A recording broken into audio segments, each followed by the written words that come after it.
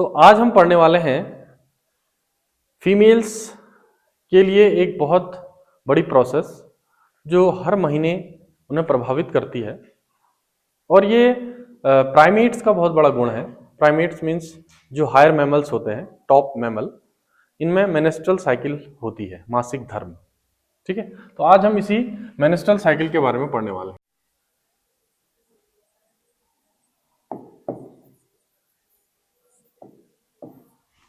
मासिक धर्म 28 दिन की ये प्रोसेस होती है और सभी महिला इससे मतलब भिज्ञ हैं। भिज्ञ मतलब उन्हें पता है कि होता क्या है प्रोसेस। लगभग 3 से 4 दिन ब्लीडिंग होती है वेजाइना से और उसके बाद फिर नॉर्मल एक्टिविटी चलती रहती है। लेकिन उस समय मूड स्विंग और चिड़चिड़ापन, पेट में दर्द और कमर में दर्द, कई सारी चीज़ें उन्हें प्रभावित करती है। हार्मोनल एक्टिविटीज़ उसमें कई सारी होती हैं। ठीक है, और कई सारी फीमेल्स ऐसी हैं जो शारीरिक स्वास्थ्य का ध्यान नहीं रखती हैं, तो वो जो पीरियड है वो गड़बड़ा जाता है। और अगर प्रेगनेंसी हुई तो मेनेस्ट्रुअल साइकिल नहीं होती है। ठीक है, मेनेस्ट्रुअल साइकिल न होने का एक बहुत बड़ा इफेक्ट पड़ता है फीमेल की ज़िंदगी में। चाहे नॉर्मली ना हो या लेट हो या जल्दी हो, वो भी इफेक्ट करता है, या फिर प्रेगनेंसी हो। तो ये चीज़ें हमारी जो सेक्सुअल साइकिल है मनुष्य की, वो फीमेल की मेनेस्ट्रुअल साइकिल से भी जुड़ी हुई है। ठीक है, एक महिला के जीवन में 3 महत्वपूर्ण इवेंट्स होते हैं सेक्स साइकिल के संबंध में। पहला इवेंट है मेनार्क। दूसरा मेनेस्ट्रुअल साइकिल,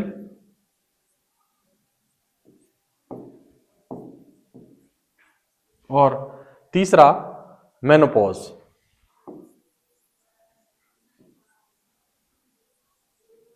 ठीक है, इसमें जो पहला है मेनार्क, वो पीरियड है जब प्यूबर्टी शुरू होती है। प्यूबर्टी मीन्स पहला मेनेस्ट्रुअल साइकिल, एग प्रोडक्शन बनना शुरू होता है।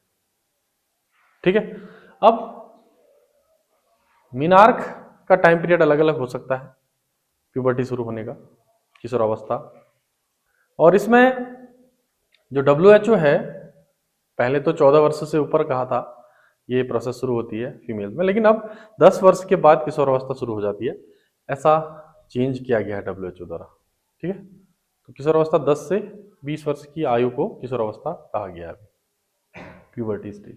तो इसमें मेनार्क में सबसे पहले लड़की के शरीर में मेनेस्ट्रुअल साइकिल शुरू होती है और एग प्रोडक्शन शुरू होता है। उसके बाद जीवन भर लगभग 50 से 55 साल तक, ये वेराई कर सकता है हर एक महिला के, ये मेनेस्ट्रुअल साइकिल चलती है।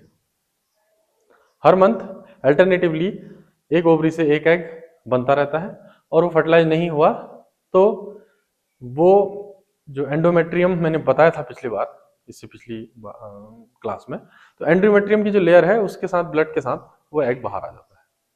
लेकिन फर्टिलाइजेशन हो जाए तो वो फिर 9 मंथ की साइकिल शुरू हो जाती है। ठीक है, गर्भावस्था वाली।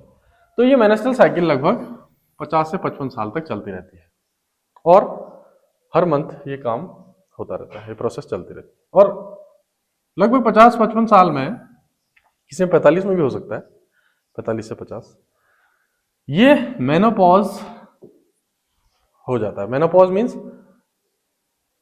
मेनेस्ट्रुअल साइकिल का स्टॉप हो जाना, बंद हो जाना। उसके बाद एग प्रोडक्शन नहीं होता है, फॉलिकल्स सब खत्म हो जाते हैं। जितने मिले हुए थे फॉलिकल्स शुरुआत में, वो सब ग्राफियन फॉलिकल और एग में प्रोड्यूस हो जाते हैं, एग में कन्वर्ट हो जाते हैं, और फिर मेनेस्ट्रुअल साइकिल समाप्त हो जाती है किसी भी फीमेल में। तो ये 3 मेन फेजेस हैं। तो इसी में हम मेनेस्ट्रुअल साइकिल को पढ़ेंगे आज।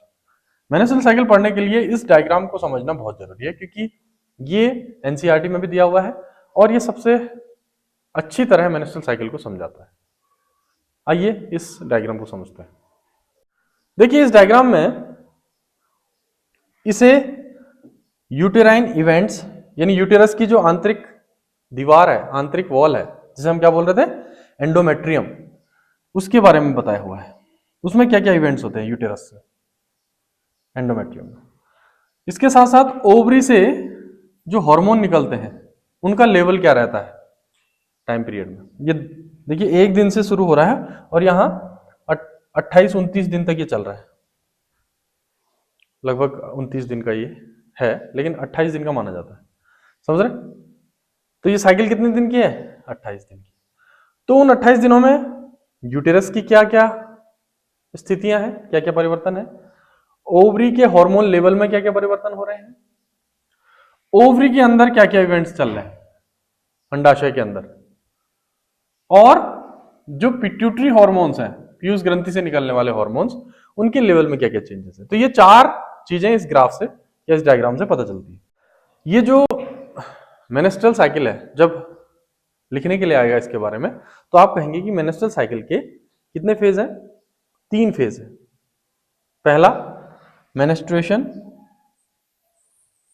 दूसरा फॉलिकुलर फेज जिसे प्रोलिफरेटिव फेज भी कहते हैं, और तीसरा ल्यूटियल फेज जिसे सिक्रेटरी फेज भी कहते हैं। तो 3 फेजेस में मेनेस्ट्रल साइकिल डिवाइडेड है, ठीक है। हर एक के अलग अलग कैरेक्टर्स हैं, एक एक करके समझते हैं। तो पहला है मेनेस्ट्रुएशन। पहला फेज क्या है, मेनेस्ट्रुएशन, यानी यहां पर ब्लीडिंग होगी जिसे हम मेंसेस कहते हैं। यहां पर देखिए ये जो लेयर है यहां पर मोटी थी ना, पहले दिन इतनी मोटी थी यहां से यहां तक, लेकिन ब्लीडिंग होते होते इसका जो साइज है, इसका जो विड्थ है, मोटाई है, वो कम होते रहती है, यहां तक पहुंच गई, इतनी पतली हो गई। क्यों हुई, क्योंकि ये जो स्पॉन्जी लेयर मोटी हुई थी एंडोमेट्रियम की, वो ब्लड के साथ बाहर आ गई, एग के साथ बाहर आ गई। कहां से, वजाइना से, ठीक है, योनि से बाहर आ गई। तो ये लेयर पतली हो गई क्योंकि जितना ब्लड भरा हुआ था वो सब बाहर निकल।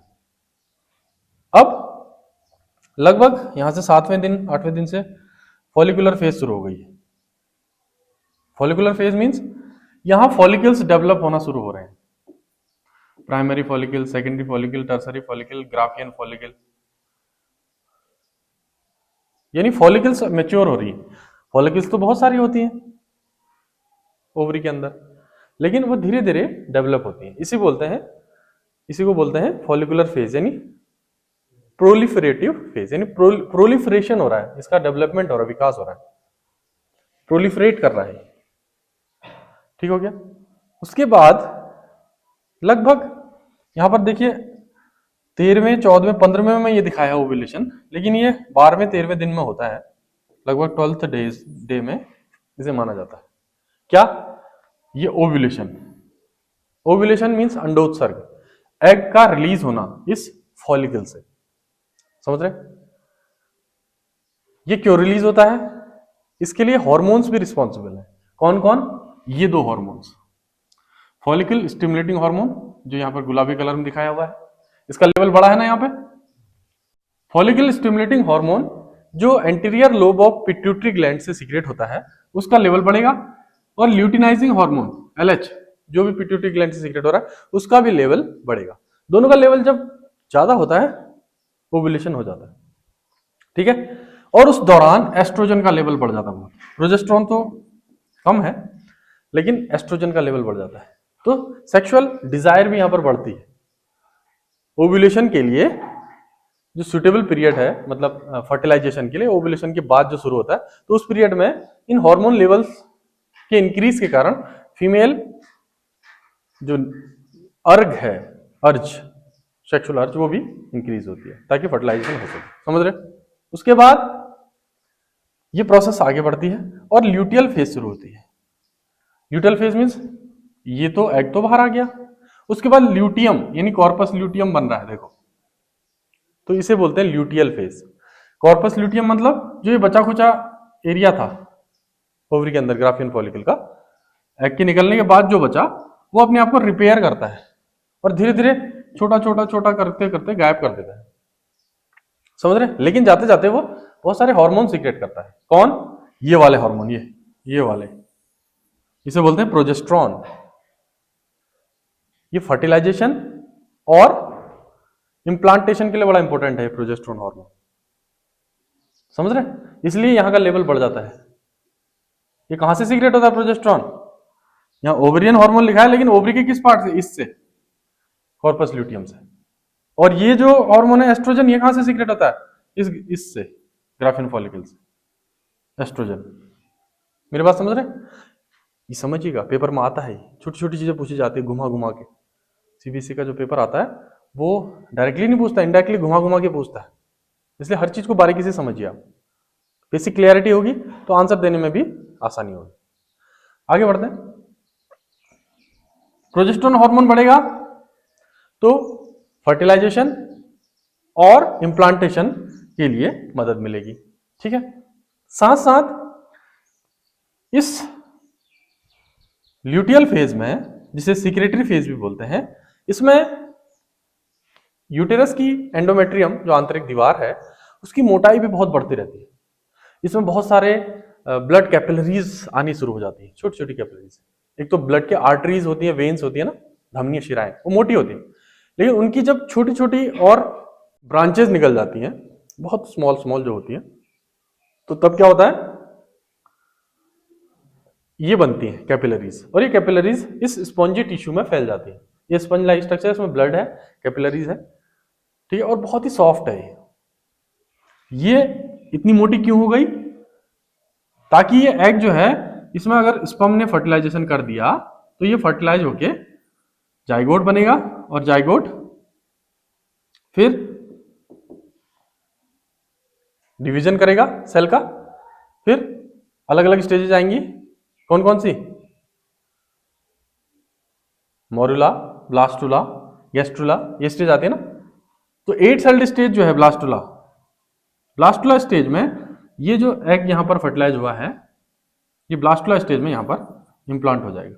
अगर फर्टिलाइजेशन हुआ, सेक्सुअल साइकिल हुई, कॉपुलेशन हुआ, यानी स्पर्म फैलोपियन ट्यूब तक गया और इसे फर्टिलाइज किया, तब समझ रहे? तब ये जो मोटी दीवार है एंडोमेट्रियम की, ये सुटेबल हो जाएगी इस एग के इम्प्लांटेशन के लिए, और यहीं पर ये चिपक जाएगा, धस जाएगा, और ये जो एंडोमेट्रियम है ये आगे की तरफ ये बढ़ती रहेगी, इसको धसा देगी, और यहीं पर ये फिर विकसित होता जाएगा, होता जाएगा, होता जाएगा, और प्लेसेंटा भी बनेगा, और ये क्या हो जाएगा, पूरी तरह डेवलप हो जाएगा एक बच्चे में। 9 मंथ की साइकिल यहीं पर चलेगी, समझ रहे? फिर ये जो साइकिल है, जो मंथ की साइकिल चलती है, वो नहीं चलेगी अगर प्रेगनेंसी हो गई तो, इसलिए मेंस्ट्रुअल साइकिल स्टॉप हो जाती है। इसके साथ साथ जब बच्चा पैदा होता है ना, तब तक तो नहीं होती है, लेकिन उसके 5-6 महीने बाद तक भी मेंस्ट्रुअल साइकिल नहीं होती है, क्योंकि ओवरी पूरी तरह तैयार नहीं होती बच्चा पैदा होने के बाद। ठीक है, इसलिए कहा जाता है कि उसके बाद अगर अनप्रोटेक्टेड सेक्स भी किया जाए 6 महीने तक, जब तक माँ बच्चे को दूध पिलाती है, तब तक प्रेगनेंसी नहीं होती है, क्योंकि हार्मोनल बैलेंस उस समय नहीं होता है प्रेगनेंसी। लेकिन कभी कभी ऐसे गड़बड़ हो जाती है और जल्दी बच्चे भी पैदा हो जाते हैं, इसी अगर किताबी ज्ञान में रहे तो कभी कभी चेंजेस भी आ जाता है इसलिए। तो ये अगर फर्टिलाइजेशन हो जाए तब, लेकिन अगर फर्टिलाइजेशन ना हो, यानी सेक्सुअल रिप्रोडक्शन नहीं हुआ, अनप्रोटेक्टेड सेक्स, स्पर्म ओवम आपस में नहीं मिले, तो क्या होगा? तब मेनेस्ट्रल फेज शुरू हो जाएगी। यहां से मेनेस्ट्रुएशन कैसे? तो जब फर्टिलाइजेशन नहीं हुआ तो यहां से लगभग 29वें दिन से, यानी फर्स्ट दिन, 29वें दिन को फर्स्ट दिन कहा गया है, यानी 28 दिन की तो साइकिल है, फिर 29वां दिन यानी फर्स्ट डे शुरू हो गया। फर्स्ट डे यहां से फिर मेंसेस शुरू हो जाता है, ब्लीडिंग शुरू हो जाएगी वजाइना से, है ना। और ये जो यूटेरस की वॉल है एंडोमेट्रियम की, धीरे धीरे पतली होती जाएगी, क्योंकि वो सब सीक्रेट हो जा रहा है, बाहर की तरफ निकल जा रहा है, समझ रहे? और इसके बाद फर्टिलाइजेशन हो, सेक्सुअल एक्ट हो भी, तो कोई फर्क नहीं पड़ेगा जब तक कि ओव्यूलेशन ना हो। ध्यान देने योग्य बात क्या है कि जो ये यूटेरस है, इसकी वॉल में कब क्या क्या परिवर्तन आ रहा है, ओवरी से निकलने वाले हॉर्मोन्स में किस दिन में क्या परिवर्तन आ रहा है। देखिए, ओव्यूलेशन के दौरान एस्ट्रोजन बढ़ रहा है, और फिर एस्ट्रोजन कम हो जा रहा है, लेकिन प्रोजेस्टेरोन बढ़ जा रहा है। लेकिन यहां पर दोनों का लेवल लगभग बराबर हो जा रहा है। देखो कब, 27 और 28वें दिन। किस किस का? प्रोजेस्टेरोन का भी, एस्ट्रोजन का भी, लेकिन एस्ट्रोजन का ज्यादा हो जा रहा है। क्यों? क्योंकि फिर सीक्रेशन होना है, समझ रहे? इस लेवल से क्वेश्चन आते हैं, कब किसका लेवल ज्यादा हुआ है, कब लगभग बराबर हो जाता है, इस टाइप से कितने दिन में ये एस्ट्रोजन का लेवल सबसे ज्यादा होगा, किस दिन में प्रोजेस्टेरोन का लेवल सबसे ज्यादा होगा, किन दिनों में या किस फेज में, तीनों में से किसी में भी पूछ सकते हैं, मेंस्ट्रुएशन में, फॉलिकुलर फेज में या ल्यूटियल फेज में। ठीक है, अगला ओवरी में क्या क्या इवेंट हो रहे हैं, ओवरी में क्या क्या चेंजेस हो रहे हैं, कब फॉलिकल डेवलप हो रहे हैं, कब ओव्यूलेशन हो रहा है 12वें दिन लगभग, और कब कॉर्पस ल्यूटियम बन रहा है, और जो पिट्यूटरी ग्लैंड्स हैं उनके हार्मोन्स में क्या चेंजेस आ रहे हैं। तो ये है मेनेस्ट्रुअल साइकिल। समझ में आया? कोई क्वेश्चन?